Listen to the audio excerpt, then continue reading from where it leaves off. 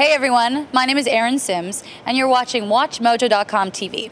In today's show, we'll dive into the world of diving, travel to Jordan, interview acclaimed music artist Moby, but first we'll talk about something that's on everyone's mind: high gas prices and the trend to adopt green cars. Hello everyone, this is Chris with WatchMojo.com. Now today I'm joined with Christine Hollander, who's a representative for Ford, and she's going to show us some of the technologies and things we can look forward to from the company this year. Right behind you is the Ford Escape Hybrid, which was the first world hybrid in an SUV. Basically, every time you brake, the power that's left from the brake system is generated. It's called generative braking, and that is stored in a battery as electricity, and your vehicle then moves forward. It's beneficial in the city because there's a lot of stop and go. And if you press the pedal, you could go up to, I would say, 42 kilometers an hour before the gas engine kicks in. However, on the highway, because your gas engine is also helped by your electric engine, both of them work together. Therefore, you still get some efficiencies on the highway. Our new engine technology, it's called EcoBoost. It performs like a V8 engine, but has fuel economy of a V6 engine. It also reduces CO2 emissions by 15%. It's an engine that we'll be launching next year with our Lincoln MKS. And further on, we'll be transferring this technology to all our lineup, from small cars all the way to our pickups. There's a two-tiered solution for those of us who are concerned about fuel efficiency and the environment. So you'd have hybrid is one, but this is a separate option. It's not something used in conjunction with hybrid. Correct. This is our short-term option, if you want. This is the immediate. Mid-term, we announced that we're reducing the weight of our vehicles, and we're also going to offer more diesel engines in the future. And I mean, long-term, we already have a fleet of Focuses out in Vancouver which work on hydrogen, and we're testing that. We're testing fuel cells. Those are technologies that right now are in the testing stages because there's no infrastructure. You can't go to the gas station and get hydrogen. Often if a technology, no matter how beneficial it is, if it causes us to have to totally redo our daily habits, people are going to be resistant to it. You don't have to adapt your lifestyle to the vehicle. I mean, we did it for you. In this video, we're going to examine electric cars, hybrid cars, and hydrogen cars. Electric power cars can be powered by batteries or by the sun. A solar car is an electric vehicle powered by solar energy obtained from solar panels on the surface of the car. Such cars can operate for limited distances without the sun, and the solar cells are generally very fragile. Most solar cars only have enough room for 1 or 2 people. Solar cars compete in races such as World Solar Challenge and America Solar Challenge. These events are often sponsored by government agencies, such as the United States Department of Energy. GM and Honda are 2 car makers that have also competed along with numerous universities. A battery electric vehicle, or BEV, is an electric vehicle that utilizes chemical energy stored in rechargeable battery packs. Electric vehicles can use an electric motor instead of an internal combustion engine. Some use both. BEVs include cars, trucks, scooters, golf carts, and forklifts, essentially any vehicle that does not conduct long-range transportation. Hybrid cars are called as such because they combine the power of a gasoline engine with the pedal power of its rider. The hybrid is a balance that increases the mileage of the electric car and reduces emissions of a gas-powered car. In addition to cars, it should be noted locomotives and submarines are hybrids as well. Most hybrid cars on the road right now are gasoline-electric hybrids, although there are car manufacturers that are working on diesel-electric hybrid cars. A hydrogen vehicle is a vehicle such as an automobile or an aircraft that uses hydrogen as its primary source of power for locomotion. Over the past few years, we've seen many celebrities join the cause to support governments and car makers' drive towards so-called green cars.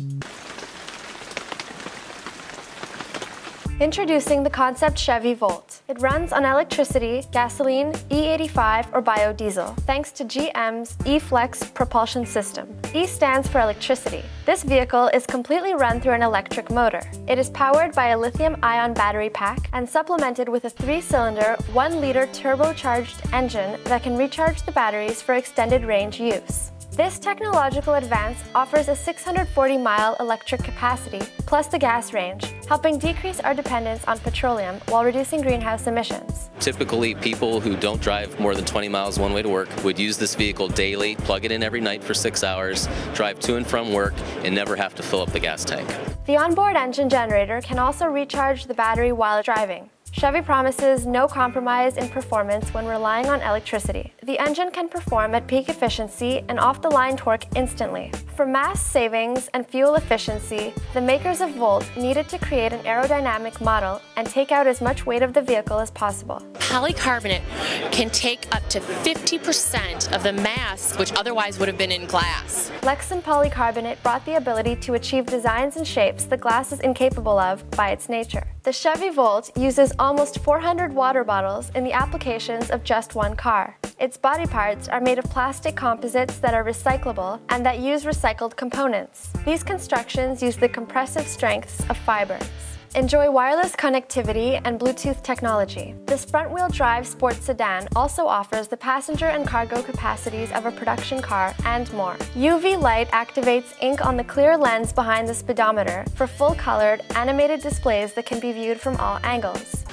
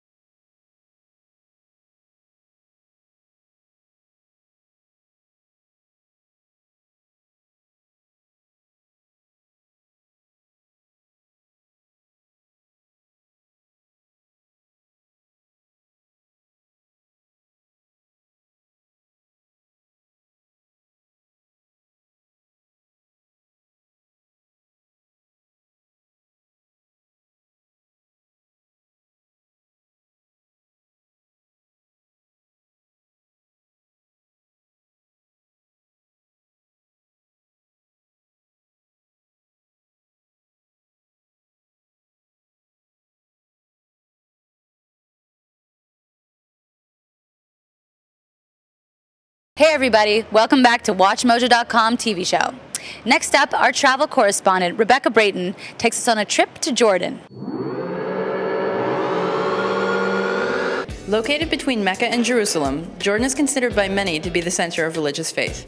Hi, I'm Rebecca Brayton and welcome to WatchMojo.com, and today we'll be continuing our travel series with a look at the many biblical sites in Jordan. Mount Nebo is considered one of the most important Christian sites in Jordan. It is where Moses is said to have gone to get a view of the Promised Land before he died. Mount Nebo offers a fantastic view westward, with a vista that includes the Dead Sea, the West Bank, the Jordan River, and on a clear day, Bethlehem and Jerusalem. According to both Jewish and Christian tradition, Moses was then buried on this mountain by God himself. In 2000, Pope John Paul II visited the mountain during his pilgrimage to the Holy Land. To symbolize peace, the Pope planted an olive tree beside the Byzantine chapel. Atop one of Nebo's two peaks sits a shrine showcasing mosaics which decorated the monastery that once stood at the location. The largest mosaic depicts the monastic activity of winemaking, along with hunters and various animals. Just outside the building is the Serpentine Cross, a symbol to represent both the bronze serpent created by Moses and the cross on which Jesus was crucified. The Jordan River is associated with some of the most important events in the Bible. Historically and religiously, it is considered to be one of the world's most sacred rivers. Many biblical characters, most notably John the Baptist and Jesus, crossed the river during their lifetimes. To most Christians, the most significant event linked to the River Jordan is the baptism of Christ by John the Baptist. The baptism site is located at the head of a lush valley just east of the Jordan River. The New Testament refers several times to Jesus crossing the Jordan and of believers crossing to hear him speak or be healed of their maladies. Jesus also sought refuge near the river when his enemies were trying to capture him. The Jordan was also the site of many biblical miracles, such as the Israelites crossing under Joshua and the healing of Naaman by Elijah, for example. Today, believers flock to the Jordan to bask in its waters and be baptized in the same river as Jesus Christ. Of the mountains that circle Petra, none is more imposing than Aaron's Mountain. It is believed that Moses' brother Aaron died and was buried on the peak. Although biblical scholars and archaeologists debate whether it is in fact the Mount Hor referred to in the Old Testament, Aaron's story fits strongly with this mountain. Located roughly 20 miles southwest of Amman, Madaba is best known for its mosaics, especially a large Byzantine-era mosaic map depicting Jordan, Palestine, Egypt, and other surrounding regions. The Madaba map can be found in the Greek Orthodox Church of St. George and is the oldest surviving chart of the Holy Land. In fact, the map has helped verify biblical locations. It is estimated that the Madaba map originally consisted of 2.3 million stone tiles and measured a staggering 80 by 15 feet. The Hashemite Kingdom of Jordan offers a wide collection of sites despite it being such a small country. Hi, I'm Rebecca Brayton and welcome to WatchMojo.com, and today we'll be continuing our travel series with a look at Jordan. Jordan is bordered by Syria, Iraq, Israel, the West Bank, and Saudi Arabia. Its capital city is Amman. With a population of 6 million, the country's tourism focuses mainly on historic and religious sites located within its borders. Jordan consists mostly of arid desert, and as such, the climate is, for the most part, hot and dry. However, the western part of the country receives more precipitation between November and March, seeing the occasional snowfall in Amman and surrounding areas. Jordan has been featured as the backdrop for various Hollywood movies, most notably Lawrence of Arabia, Red Planet, and Indiana Jones and the Last Crusade. Amman's tourism is focused mainly in the downtown area, around a traditional market called a souk and the King Hussein Mosque. The highest point in Jordan is Jabal Rum at 5,689 feet, and the lowest point in the country is also the lowest point on the globe, the Dead Sea at negative 1,378 feet. It is said to possess healing powers, and tourists can be seen floating along, peacefully reading a newspaper, as sinking is nearly impossible. Aqaba is Jordan's only seaport, and therefore an important part of the country. The town is best known for its beach and diving resort, and it offers a variety of water sports to visitors. The thriving underwater marine life and crystal clear waters make Aqaba an ideal place for snorkeling and scuba diving. The River Jordan is an important religious site because of its connection with Jesus Christ. The river is said to be where John the Baptist baptized Jesus, and therefore believers make pilgrimages to this area. Mount Nebo is also a significant religious location. It is said to be the spot where Moses went to view the Holy Land before he died. The summit provides outstanding views of the surrounding areas, and on a clear day, visitors can see so far as Jericho and Jerusalem. The Wadi Rum is one of Jordan's most important tourist destinations. Popular activities in the desert environment include camping under the stars and rock climbing. Also known as the Valley of the Moon, the Wadi Rum is where T.E. Lawrence set up headquarters during the Arab revolt against the Ottomans in World War I. Jerash is sometimes referred to as the Pompeii of the Middle East, however that name is slightly misleading as Jerash was never covered by a volcano. It is so named because of its size and level of preservation. The city is best known for the ruins of the Greco-Roman city Gerasa. Last but not least is Petra. Petra's nickname, the Rose City, comes from the deep colors of the rock from which the city's many monuments are carved. The Victorian traveler and poet Dean Bergen described the city in his poem Petra with the closing lines, "Match me such a marvel, save an eastern clime, a rose-red city half as old as time." Lost cities, Bible stories, and Lawrence of Arabia, Jordan has its share of captivating history. Hi, I'm Rebecca Brayton and welcome to WatchMojo.com, and today we'll be continuing our travel series with a look at the top 5 sites you need to see when traveling in Jordan. The first location on our list is one of Jordan's most famous tourist sites, the ancient city of Petra. Located near the Wadi Musa Mountains, the site is renowned for its rock-cut architecture. Existing only in legend for over 7 centuries, this lost city was finally rediscovered in 1812, and the secret of Petra was revealed to the modern Western world. Since then, Petra has been the backdrop for several Hollywood movies, most notably Indiana Jones and the Last Crusade. The most direct route into Petra is through the Sikh Canyon, the path of which narrows to 16 feet, while the walls tower over 650 feet above. The canyon eventually opens onto the most impressive monument in Petra. Carved out of solid rock from the side of a mountain and standing over 130 feet high, the treasury was originally built as a royal tomb. The city of Petra is now one of the new 7 wonders of the world and has been a UNESCO World Heritage Site since 1985. At number 2 on our list is the largest valley in Jordan, the Wadi Rum. Wadi Rum was made famous in the book The 7 Pillars of Wisdom by British officer T.E. Lawrence. The valley is cut into sandstone and granite rock and is stunning in its natural beauty. Surrounding cliffs attract climbers, while the vast empty desert draws hikers. With its sandscape of ancient valleys and towering sandstone mountains rising out of the sand, Wadi Rum is also home to several Bedouin tribes who live in scattered camps throughout the area. Our number 3 location is the lowest point on Earth, the Dead Sea. Lying 1,378 feet below sea level, the Dead Sea is over 45 miles long. And as its name suggests, the sea holds no plant or animal life because of an extremely high content of salt and other minerals. Visitors to the Dead Sea get an unforgettable swimming experience. Both swimming and sinking is made virtually impossible by the high density of the water, and therefore reclining in the water is the most common pose. The city of Jerash comes in at number 4 on our list. Jerash is considered one of the largest and most well-preserved sites of Roman architecture in the world outside Italy. Even today, its colonnaded streets, baths, plazas, and arches remain in exceptional condition. Finally, number 5 on our list is the city of Amman. Amman is built on 7 hills, and each of those hills more or less defines a neighborhood. The ancient citadel is an important military and religious site that towers over the city. Much of the city's tourism is centered in the older downtown area. Sites such as the Old Souk, which is a colorful traditional market, and the King Hussein Mosque are popular tourist locations.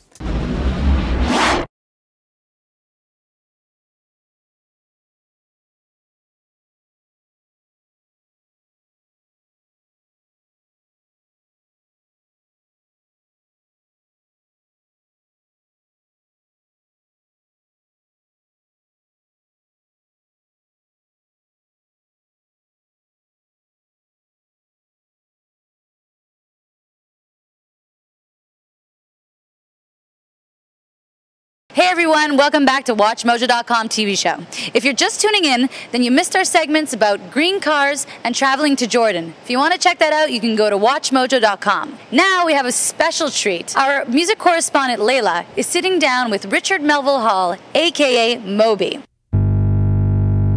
Last Night is Moby's 6th studio album and also his way of letting you in on what New York City dance music is all about. I'm Layla for WatchMojo.com. Taking a break from the release of his new album, Moby took a few minutes to tell us more. You've described it as a love letter to the New York City dance scene. Since you've been in New York, how has the music scene impacted your musical development? What I found really inspiring about the New York music scene when I was growing up, and even now, is it's sort of like its eclecticism and its multiculturalism. You would go to nightclubs in New York and you'd hear all these different types of music played right next to each other, and I found that to be really inspiring. The cover of the album, these glamorous girls, why not include yourself? I wanted to make a record that to me felt like a night out in New York, and so a lot of dance music in New York was inspired by the disco era, and I have this weird fascination with the disco era. It seemed like the late 70s, it was like people thought they could be completely debauched and degenerate and hedonistic without any sense of consequence, and especially in New York that created a very sort of like glamorous libertine environment, and so I kind of wanted to reflect that in the record. And also, I mean, I'm a 42-year-old bald guy, and I'd much rather look at like glamorous people on a record cover than me. Alice is probably the top hit single from that album. My head keeps turning like Russian roulette. Thoughts are like bullets. I cannot do this, do this, do this, do this. It seems like unmistakably it. Why is it an obvious choice? It's weird. See, I know nothing about picking singles. Some of the most successful singles I've ever had are songs that I didn't think anyone would ever like. And so the song Alice, basically I just picked it as a single because I liked it. And I'm amazed, like I heard that some people at radio are actually playing it. I guess I'm grateful that people seem to like it. Psychosomatic, imagine having shadows creep to the shadows, some mirrors cracking the shadows of walls exciting. Having tea with Alice and Rabbit, I'm wondering where I put my chalice. Chemically, I'm in balance until I channel. I heard it, I liked it. Thanks. What do you look for in a vocalist for electronic music? Either great technical proficiency, like someone who's just got a beautiful voice, or someone with a really distinctive voice. Moby's very concise with his recording process. So he says, Lucy, you want to come over and sing on this song? And I said, okay. So he sent me the song like an hour before, or maybe a little less. All the music that you've combined, electronic, new wave, punk, it's not necessarily the lyrics that people will listen to, it's the whole sensation of the whole song. That's one reason why I love working with disco divas. My name is Shayna Steele, and I'm singing on Moby's song Disco Lies. Because you give a great disco diva really trivial lyrics, but somehow they can sing them in such a way that it's so pregnant with meaning and significance. Don't leave me this way. Like there's one song on this album Last Night called I'm in Love, and I think the whole song has 9 words. Like how do you take a song with 9 words and give it meaning. What do you see as the future of dance music? From my perspective, dance music, and I don't want to sound overly reductionist or simple, but dance music is any music that makes people dance. And that could be a polka, it could be klezmer music, it could be disco, it can be the Rolling Stones, it can be hip-hop. I just love that idea of music that makes people dance. Whether they're dancing at a wedding, whether they're dancing in their living room or in a nightclub, whether they're dancing to like really cutting-edge electronic music, or whether they're dancing to Porgy and Bess. I love that music has that power to get people to stand up and move around. Welcome to Watch Mojo. We are here at the launch of Slim Williams' debut solo album, Pulse of the Planet. To have a wonderful song, wonderful band, this is titled Victorious.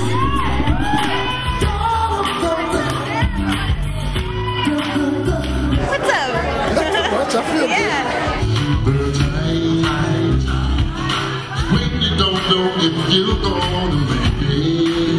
Can you tell us something about the inspiration behind the Pulse of the Planet? Oh, well, I mean, the puzzle, it's been a labor of love. Actually, it's 35 years in the making, because some of the songs are 35 years old.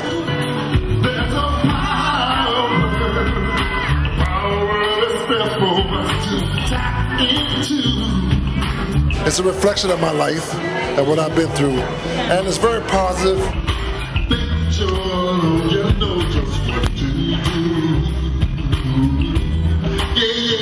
I call my music Sophistafunk. Sophistafunk? Yeah, it's like sophisticated funky music, but it's really the new old school. That's really what it is. It's very positive. I got a wonderful band. I got a great crew that work with me in the studio, so I'm very happy. I'm very blessed.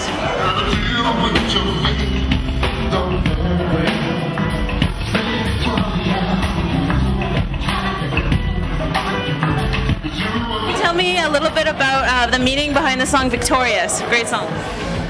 That, well, that's a song, the groove has been in my head for a long time. Okay, right on. But actually, it's funny how that came about, because I wrote the first verse, and my co-producer Joel Campbell and my lyricist and vocal coach, actually, Dutch Robinson. I don't know if you know him. He's worked with the Ohio players and everything. Anyway, I brought him in, and I left him to write the song. I told him I needed something that reminded me of Nelson Mandela, something that, you know, for power. Yeah. Solidarity. And I took my stepson to drop him off. When I came back, they wrote the chorus, and it was amazing.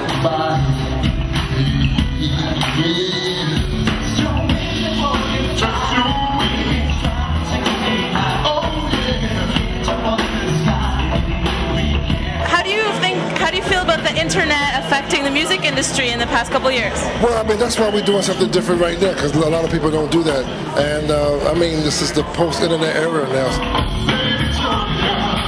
Thank you so much, Slim Williams, for being with us today. That's my pleasure. And thanks for the great show. Hey, it's my pleasure. Bye. Peace out, y'all. They say if it doesn't kill you, it makes you stronger. Well, if that's true, then I'm one steroid injected, King Kong infected, nuclear exploded, slowly locomotive. I'm twice as large as your concept of hell. I'm 9.2 on a Richter scale. I'm really powerful. I'm about to blow. I'm 2 persons ahead of my own flow. Don't you know? I'm victorious.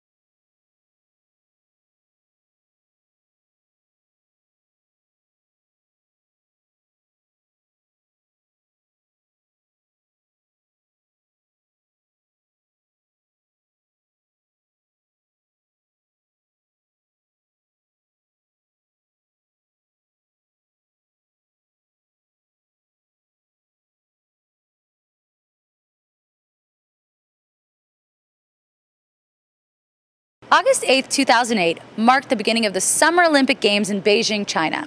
Our correspondent, Christine V, takes us into the world of diving, where she finds out more about how the sport is judged.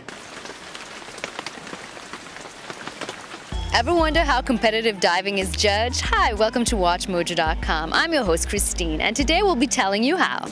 Divers must perform a set number of dives according to various established requirements, including somersaults and twists in various directions from different starting positions. A dive is not judged by entry alone. All phases of the performance are considered: the approach, the takeoff, the technique, and grace during flight and entry into water. The judges score each dive in its entirety, as each dive has an assigned degree of difficulty to reward the athlete for complicated skills. A perfect entry with no splash is called a rip, after the loud tearing sound it creates. A bad entry, in which the diver enters the water at an angle not nearly vertical, is called a wash. To reduce the subjectivity of scoring in major meets, panels of 5 or 7 judges are assembled.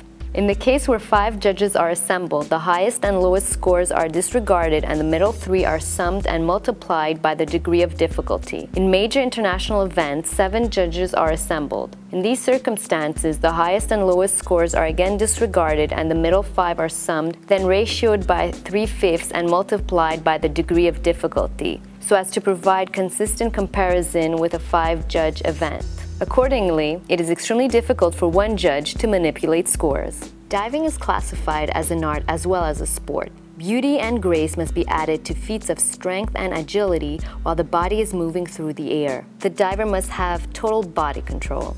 Most diving competitions consist of 3 disciplines: 1 meter, 3 meter, and tower, also known as the platform. Competitive athletes are divided by gender and often by age groups as well. 1 and 3 meter dives are performed from a springboard. 5 through 10 meter dives are performed from concrete or wooden platforms. Diving is an international recognized sport that is part of the Olympic Games. In addition, unstructured and non-competitive diving is a common recreational pastime in places where swimming is popular. In recent past, the success of Greg Louganis led to American strength internationally. More recently, the greatest diving nation has been China, which came to prominence several decades ago when the sport was revolutionized by national coach Liang Baxi.